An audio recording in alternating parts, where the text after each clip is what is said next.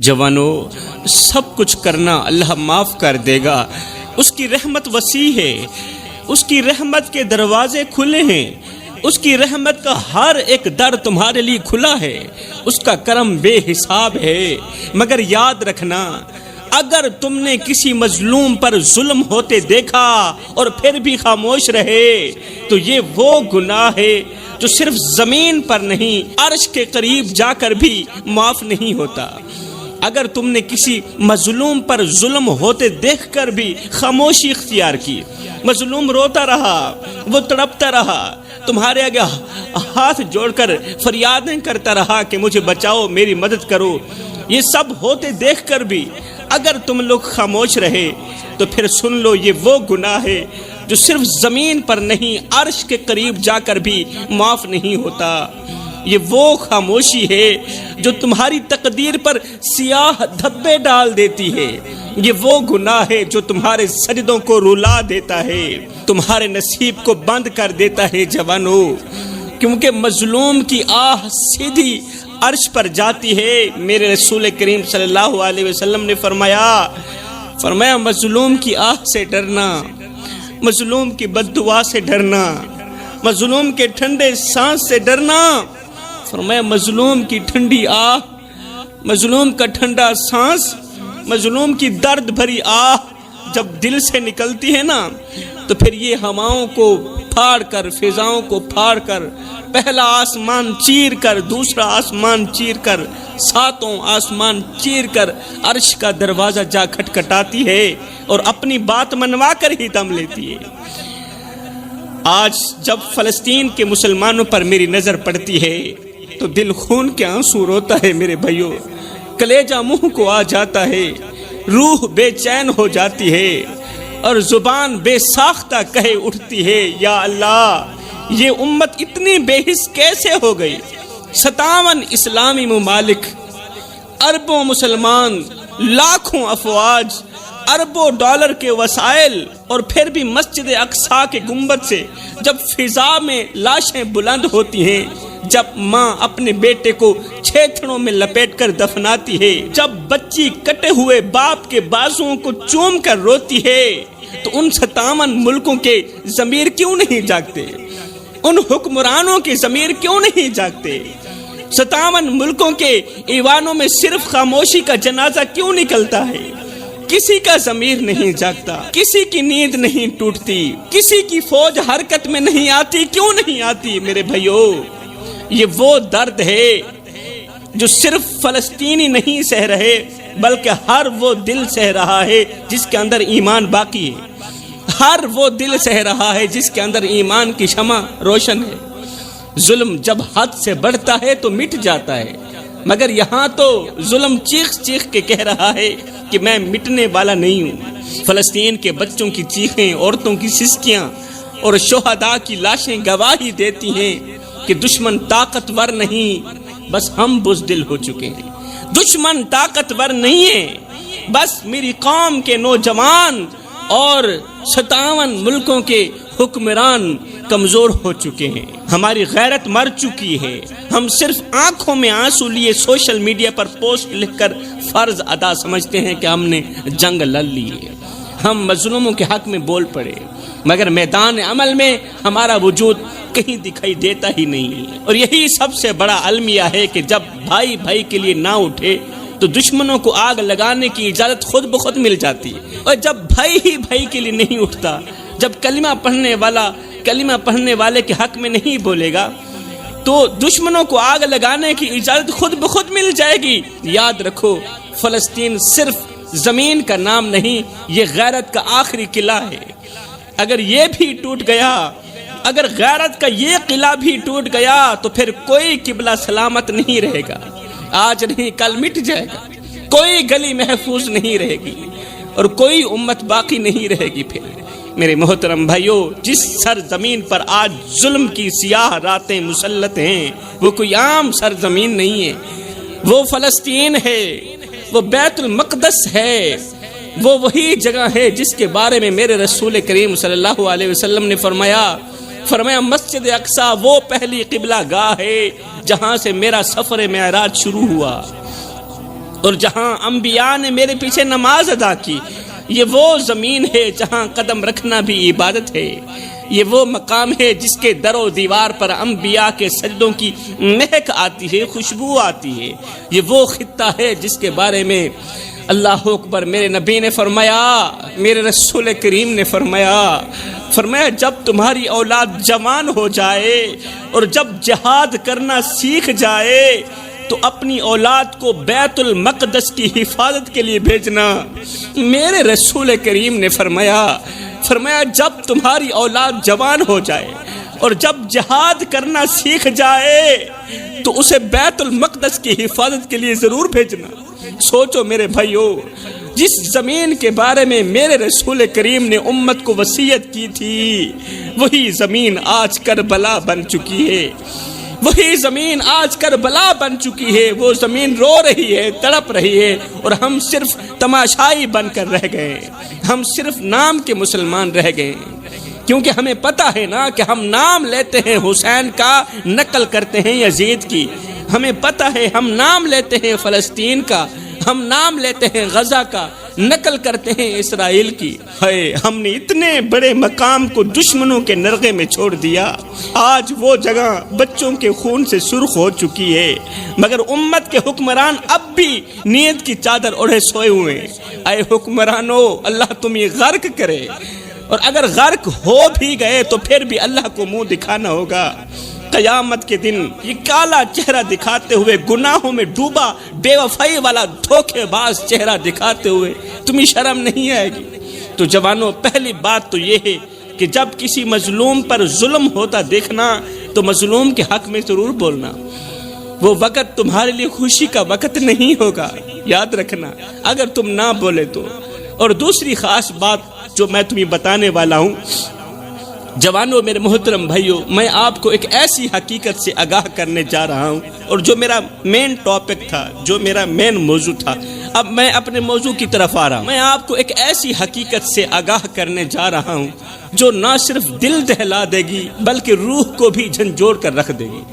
آخر وہ کون سی آگ ہے جو انسان کے اپنے ہی نصیب کو خاکستر کر دیتی ہے، جو انسان کے اپنے ہی رزق کو جلا کر راکھ کر دیتی ہے؟ وہ کون سے زہریلے جملے ہیں جو ماں باپ کے دل کو چھلنی کر دیتے ہیں، اور پھر ماں باپ کے وہی دل جب آسمان کی طرف اٹھتے ہیں نا تو بد دعا بن کر آسمان کی طرف اٹھ کر بد دعا بن کر زمین والوں کا جینا حرام کر دیتے ہیں، زمین والوں کا سکون چھین لیتے ہیں۔ میرے بھائیوں، جس گھر میں والدین کو یہ 3 جملے بولے جاتے ہو نا، وہاں غربت ڈیرے ڈال دیتی ہے۔ جس گھر میں بوڑھی ماں کو، بوڑھے باپ کو یہ 3 جملے بار بار بولے جاتے ہو نا، وہاں غربت ڈیرے ڈال دیتی ہے، وہاں رزق خشک ہو جاتا ہے، دعائیں واپس لوٹ جاتی ہیں، اور قسمت اندھیروں میں ڈوب جاتی ہے۔ میرا اللہ فرماتا ہے اگر تمہارے سامنے تمہارے ماں باپ بڑھاپے کو پہنچ جائیں تو ان سے اف تک نہ کہنا، نہ جھڑکنا، اللہ اکبر، ورنہ یاد رکھنا تم تباہ ہو جاؤ گے۔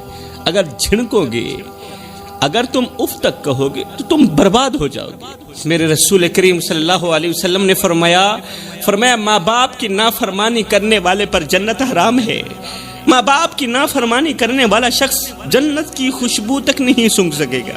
میرے محترم بھائیو، ذرا سوچو یہ کتنی ہولناک بات ہے کہ ماں باپ کی ناراضگی انسان کو اس جنت سے محروم کر دیتی ہے جس کے لیے ہم دن رات نمازیں پڑھتے ہیں، جس جنت کے لیے ہم روزے رکھتے ہیں، حج کرتے ہیں، صدقے دیتے ہیں، مگر اگر ماں باپ کے دل آزاری ہو گئی تو یہ سب عبادات رائے گاں چلی جائے گی، پھر نماز بھی رد ہو جاتی ہے، پھر اللہ تعالیٰ تمہارا حج بھی تمہارے منہ پر مار دیتا ہے، کیونکہ تم نے ماں باپ کا دل دکھایا ہے۔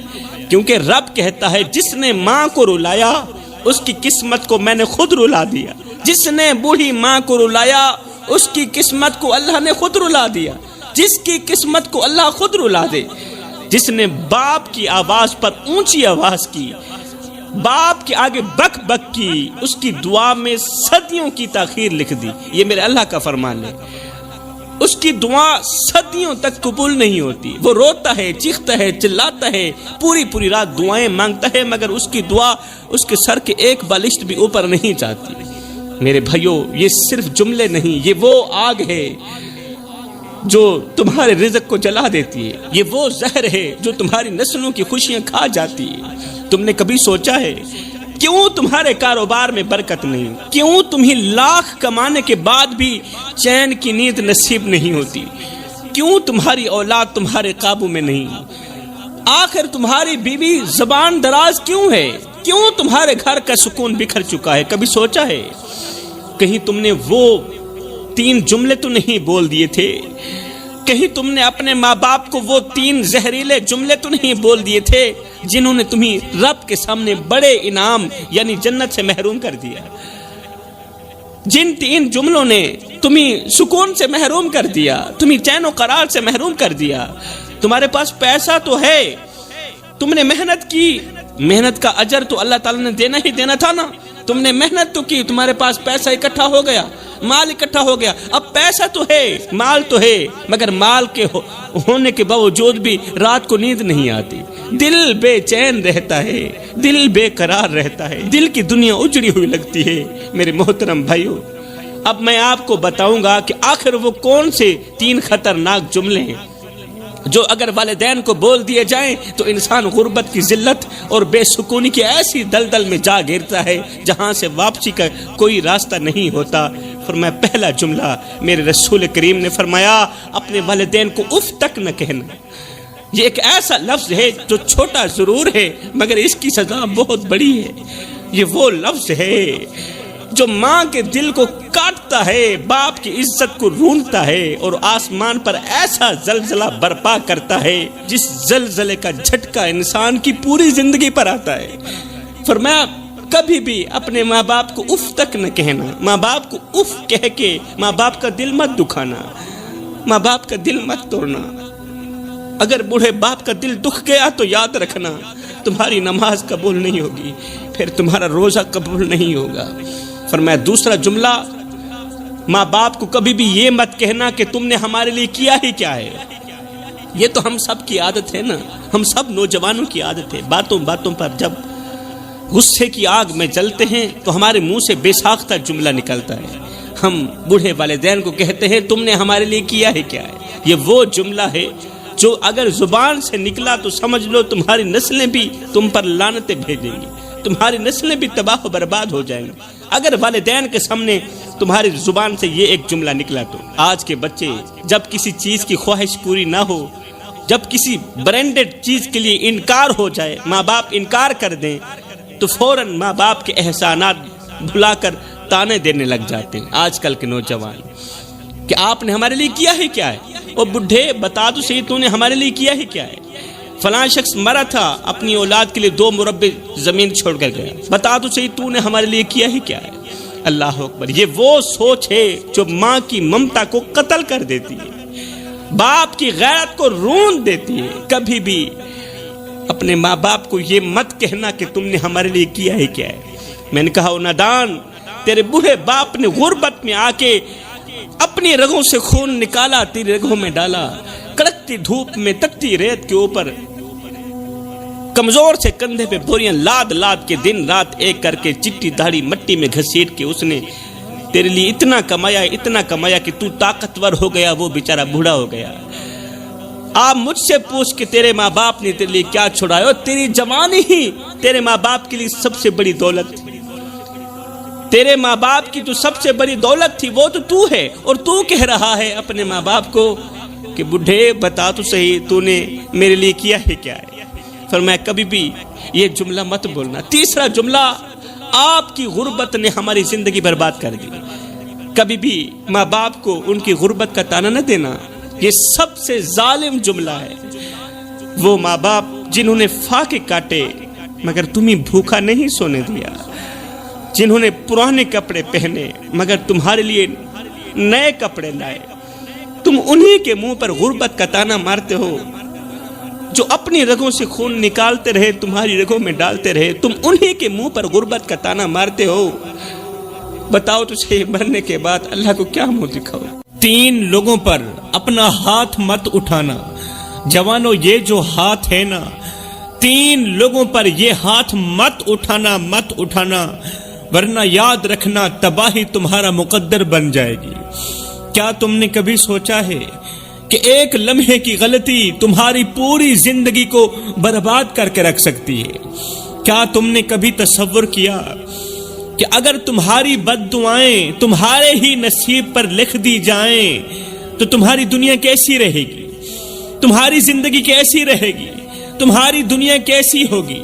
اور وہ لمحہ جب تم سجدے میں گر کر فریاد کرو گے مگر آسمان سے کوئی جواب نہیں آئے گا، جب تم تہجد کے وقت اللہ سے دعا کرو گے، فریاد پیش کرو گے مگر آسمان سے کوئی بھی جواب نہیں آئے گا، وہ وقت جب تمہاری زبان پر دعا ہوگی، التجا ہوگی مگر وہ تمہارے ہی مقدر کے دروازے پر ٹکرا کر واپس آ جائے گی، وہ گھڑی جب تمہارے اپنے ہی تم سے نفرت کرنے لگیں گے اور تمہارے اپنے ہاتھوں کے کیے پر تمہیں بد دعائیں دینے لگیں گے، تمہارے ہاتھوں کی کمائی پر، تمہارے کرتوتوں کی وجہ سے، تمہاری زبان کی وجہ سے تمہارے اپنے ہی تمہیں بد دعائیں دینے لگیں گے۔ سوچو اگر تمہاری زندگی کی ساری خوشیاں چھین لی جائیں، تمہارا سکون تم سے چھین لیا جائے، تمہاری عزت مٹی میں ملا دی جائے، تمہیں وہی لوگ چھوڑ دیں جن کے بغیر تم نے جینا سیکھا تھا، بتاؤ اس وقت تمہارے پاس کیا بچے گا؟ اگر ایسا ہو بھی جائے تمہارے پاس کیا بچے گا؟ کچھ بھی نہیں بچے گا۔ میرا اللہ فرماتا ہے کہ ظلم کرنے والوں کے لیے دردناک عذاب تیار ہے، مگر اکثر لوگ یہ سوچ کر ظلم کرتے ہیں کہ وہ بچ جائیں گے، لوگ یہ سوچ کر، طاقتور لوگ یہ سوچ کر ظلم کرتے ہیں کہ وہ بچ جائیں گے، انہیں کوئی نہیں دیکھ رہا، مگر وہ بھول جاتے ہیں کہ جب اللہ کی پکڑ آتی ہے تو دنیا کی کوئی طاقت انہیں نہیں بچا سکتی۔ میرے رسول کریم صلی اللہ علیہ وآلہ وسلم نے فرمایا کہ ظلم سے بچو، کیونکہ ظلم قیامت کے دن گھنے اندھیروں کی صورت میں ہوگا، گھنے اندھیروں کی صورت میں ہوگا، اس لیے ظلم سے بچو۔ افسوس، صد افسوس، لوگ ظلم کرتے ہیں، دوسروں کے حق مارتے ہیں، کمزوروں کو دباتے ہیں اور یہ سمجھتے ہیں کہ وہ ہمیشہ طاقتور رہیں گے۔ ظالم سمجھتا ہے کہ میں ہمیشہ طاقتور رہوں گا، یہ اس کی غلط سوچ ہے۔ اللہ فرماتا ہے اے میرے بندے، میں نے تجھے زمین پر اپنا نائب بنا کر بھیجا تھا، میں نے تجھے عزت دی، اختیار دیا اور رحم دل بنایا، مگر تو نے کیا کیا؟ اے میرے بندے بتا تو صحیح، تو نے کیا ہے کیا؟ تو نے کمزوروں پر ہاتھ اٹھایا، تو نے اپنی طاقت پر غرور کیا، تو نے میرے بندوں پر ظلم کیا اور یہ سمجھا کہ میں رب تجھے نہیں دیکھ رہا، تو جو چاہتا گیا وہی کرتا گیا، یہ سوچ کر کہ میں رب سویا ہوا ہوں، میں رب تجھے نہیں دیکھ رہا۔ کیا تجھے یہ گمان تھا کہ میں رب تجھے نہیں دیکھ رہا؟ کیا تجھے یہی گمان تھا کہ تیرے گناہ میرے علم میں نہیں؟ اے نادان، جب تو رات کے اندھیرے میں ظلم کر رہا تھا، جب تو دوسروں کا حق کھا رہا تھا، جب تو نے کسی بے بس کے آنسوں کو نظر انداز کیا، جب تو نے کسی مجبور پر ظلم کیا، تو کیا تو نے یہی سوچا کہ میں رب تجھے نہیں دیکھ رہا؟ یاد رکھ، جب میں پکڑنے میں آتا ہوں نا تو مہلت نہیں دیتا، جب میں انصاف کرتا ہوں تو پھر کسی کا زور نہیں چلتا، جب میں انصاف کرتا ہوں تو پھر کسی امیر کا زور نہیں چلتا۔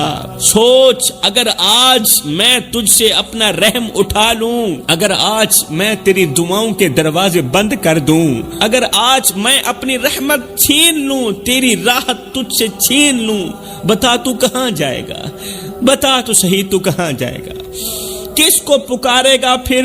دنیا کے ہر در پر جا، ہر دروازے پر جا، مگر جب میں نہ چاہوں تو کوئی تجھے بچانے والا نہیں، جب میں رب نہ چاہوں تو دنیا کا بڑے سے بڑا طاقتور انسان بھی تجھے بچانے کی طاقت نہیں رکھتا۔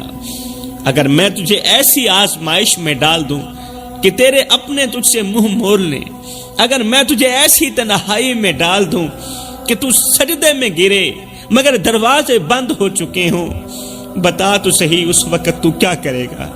اے بندے، میں مہربان ہوں، میں معاف کرنے والا ہوں، مگر میرا انصاف بہت سخت ہے، میری پکڑ بہت شدید ہے۔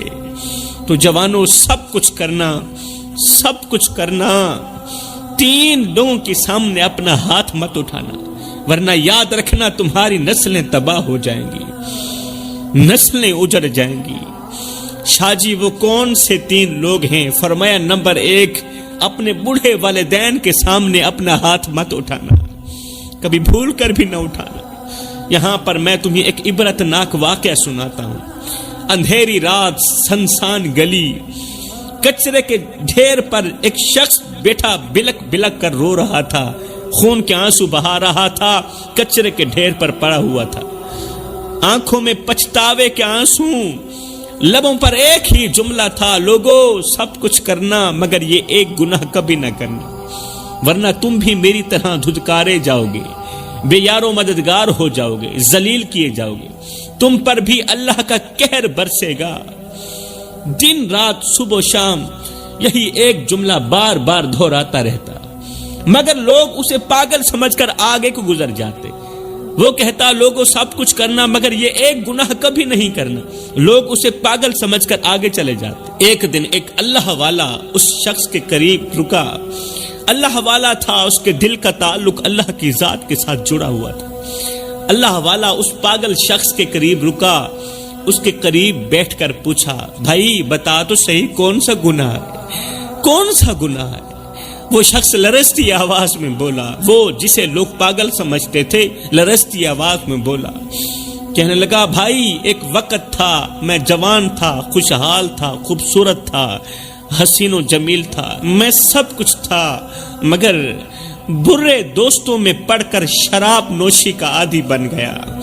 میں بہت ہی خوبصورت تھا مگر برے دوستوں کی سنگت میں پڑھ کر شراب نوشی کا عادی بن گیا۔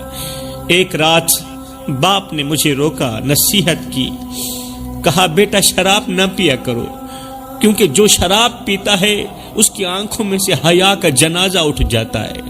شرابی انسان بیٹی اور بیوی کے درمیان تمیز نہیں کر پاتا۔ جو نوجوان شراب پیتا ہے اس کی آنکھوں میں حیا باقی نہیں رہتی، حیا سلامت نہیں رہتی۔ آج کوئی بھی باپ یہ نہیں چاہتا کہ میرے بیٹے کی آنکھوں میں حیا نہ ہو، کوئی بھی ماں یہ نہیں چاہتی کہ میرے بیٹے کی اندر کی غیرت مار دی جائے۔ بیٹا شراب نہ پیا کرو۔ ایک رات باپ نے مجھے روکا، نصیحت کی، ہائے پھر کیا ہوا؟ غصے میں آ کر میں نے باپ کے منہ پر تھپڑ مار دیا، باپ کے آگے ہاتھ اٹھایا، بوڑھے باپ کو تھپڑ مار دیا، اس کی ایک آنکھ ضائع ہو گئی۔ باپ نے مجھے بد دعا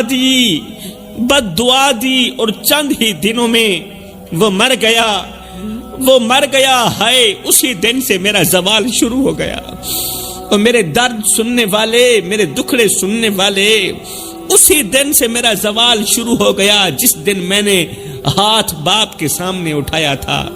اسی دن سے میں نشے میں غرق ہوتا چلا گیا۔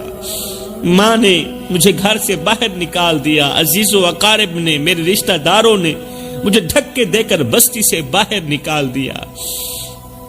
میں نشے میں غرق ہو گیا، دوست چھوڑ گئے، عزت ختم ہو گئی، میں سڑکوں پر آ گیا۔ آج یہ کچرے کا ڈھیر ہی میرا گھر ہے، آج یہ کچرے کا ڈھیر ہی میرے رہنے کی جگہ ہے۔ ہائے پھر وہ نوجوان چیخ کر بولا، بھائیو سب کچھ کرنا، کبھی بھی بوڑھے باپ کے آگے ہاتھ مت اٹھانا، بوڑھی ماں کے آگے ہاتھ مت اٹھانا، ورنہ تم بھی میرے جیسے ہو جاؤ گے، کوئی تمہیں دیکھنے والا نہیں ہوگا، تمہاری دعائیں رد کر دی جائیں گی، تم چیخو گے چلاؤ گے مگر سننے والا کوئی نہیں ہوگا۔ ہے اس کی عبرت ناک کہانی سننے کے بعد اللہ والا سر جھکا کر بولا، لوگوں سے مخاطب ہو کر کہنے لگا، بھائیو کچھ گناہ ایسے ہوتے ہیں جن کی معافی شاید زمین پر ممکن نہیں ہوتی، اس لیے ہمیں ان گناہوں سے جلد از جلد توبہ کرنی چاہیے۔ تو جوانوں، پہلا گناہ تو یہ ہو گیا کہ کبھی بھی والدین کے آگے ہاتھ مت اٹھانا۔ پہلا تو یہ، والدین کے آگے ہاتھ مت اٹھانا غصے کی حالت میں، چاہے کسی حالت میں، کیونکہ جس نے اپنے ماں باپ کے ساتھ بدسلوکی کی، جس نے بوڑھی ماں کے ساتھ، بوڑھے باپ کے ساتھ بدسلوکی کی، وہ دنیا میں بھی رسوا ہوا اور آخرت میں بھی برباد ہوا۔ فرمایا دوسرا، کسی مظلوم پر ہاتھ مت اٹھانا، کسی کمزور پر ہاتھ مت اٹھانا۔ جو تم سے کمزور ہو، جس کا زمین پر کوئی سہارا نہ ہو، جس کے پاس فریاد کے لیے بس اللہ کا درد ہو، یاد رکھو جب ایک مظلوم کے آنسو عرش تک پہنچتے ہیں نا، تو اللہ کا قہر ایسے نازل ہوتا ہے، ایسے نازل ہوتا ہے کہ زمین پر بسنے والوں کے ہوش اڑ جاتے ہیں، زمین پر بسنے والوں کی چیخیں نکال دیتا ہے۔ وہ ہاتھ جو ظلم کے لیے اٹھتے ہیں، اللہ ان ہاتھوں کو ہمیشہ کے لیے کاٹ دیتا ہے۔